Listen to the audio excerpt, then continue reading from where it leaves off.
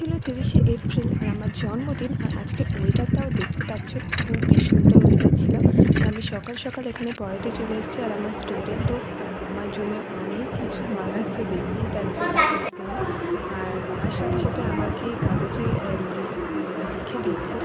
আর দেখো ম্যাম বানান ভুল হয় যে লিখে দিচ্ছে সেটাই তাই না। তো এখানে লিখেও দিয়েছে আর এখানে ছবিও এঁকে দিয়েছে, দেখতে পাচ্ছ। এই বছরটা হয়তো স্পেশাল বানান ভুল হয়েছে আমার কাছে।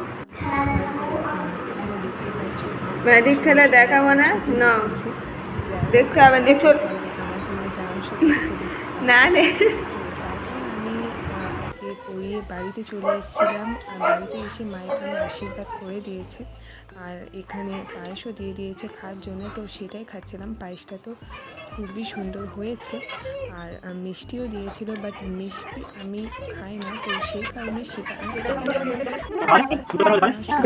ভীষণ খারাপ ছিল। আর আমি এখানে মানে বাচ্চারা এসেছিলো পড়তে, তাদেরই ড্রয়িং করে দিয়েছি। আর তারপরে এখানে কেক কাটিং করতে বসে গিয়েছি। কেক কাটিং করাও এখানে কমপ্লিট হয়ে গেছে। আর আমার ভাই দেখতে পাচ্ছ ওই সব ভিডিও করে দিয়েছে।